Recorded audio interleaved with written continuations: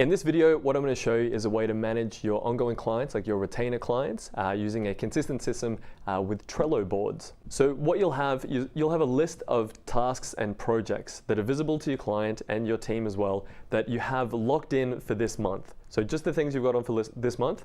You'll also have a column for what's in progress, so your client can easily see what part of that you're actually working on right now.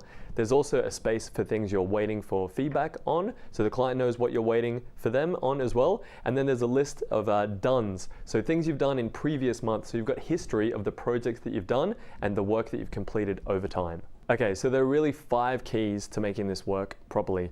And the first one is to really get the request out of email. If your clients are emailing you requests and you're actioning those and you're having the conversations via email, if you've done this for a while, you probably have noticed that what can happen is things can get lost, or multiple requests can be within the one email, and it's very hard to have a conversation about one particular topic. The next key is that everything needs to live within the system. If it's not inside the system, then it's basically not getting done. And that's something that you need to teach your clients, and you need to work with them to make sure that that's how things are working. So it needs a Trello card for a new project. The comments need to live within the system, within Trello, and you need to teach your clients how to do that. That way, there's only one place to look for what's in progress right now, what's coming up next, and who has done what.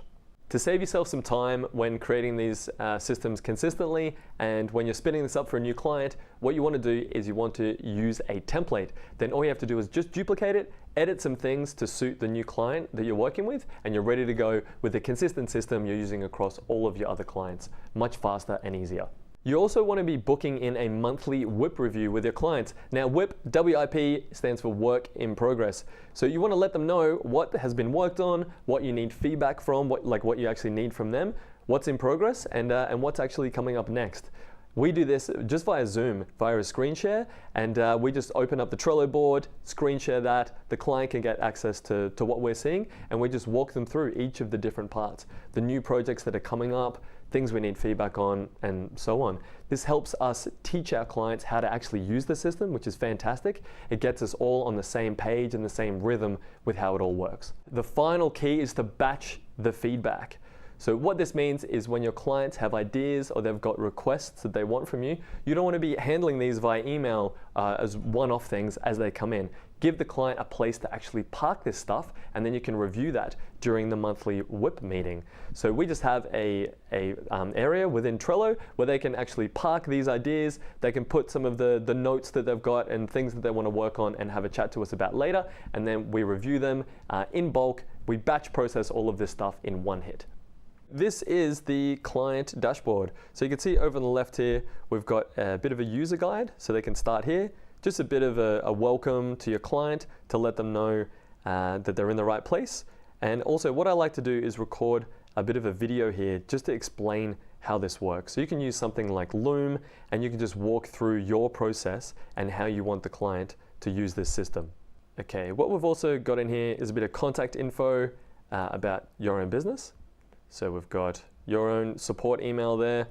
I've also got the contact info for the client, and then a bit of a template for how to put together a project. So a client can just copy this, and they can actually put together a new project for us in a structured way instead of just a very generic way of requesting a project. They can do it in a way that works well for us. So you want to put your own template in there and customize that to suit the way that you work. We also have a column here for documents and info. So here you can put together things like your monthly reports, any login information, meeting notes, your proposal, or any strategy blueprints that you've got here as well. Okay, so now we're moving on to the columns where we actually get stuff done. So this is where the actual tasks go.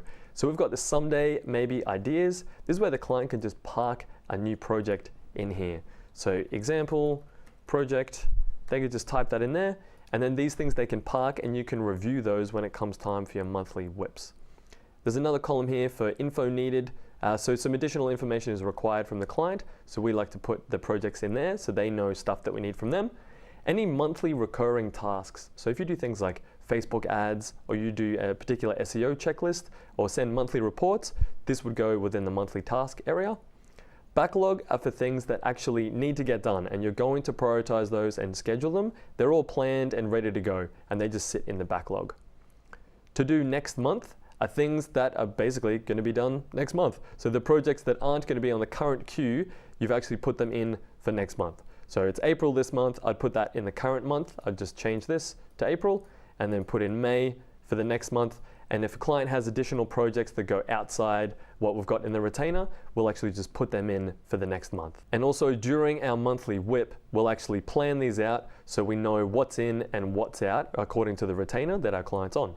Okay, so moving along, we also have a section for in progress. So when we take our projects that we have on for the month and we're actually working on them, we move them to in progress. So the client can easily see at a glance what we have on for the month and also what are we working on right now. And the last sections we've got here, review, waiting. So this is when a project is basically complete and we have it in review. We're waiting for the client on something, or we're waiting for a particular third party for some feedback or a particular login or something like that. And then we've got done and then the month. So as projects are completed, we put them in done and then name the month, and we just build out the lists here. So we always have history as to what projects we work on and when, so the client has visibility and we have accountability. Okay, so the key here really is to have a system that works well for you. So take this framework, remove what's not needed and tweak it to make it your own, but keep it consistent across all of your clients to suit the way that you work. All right, so hopefully now you can see how easy it is to create a system that works well for ongoing clients, that reduces the amount of email overwhelm and keeps things in one place. If you want access to this system, the link should be somewhere below this video, so you can just click that, duplicate it, and then customize it, tweak it, and make it your own.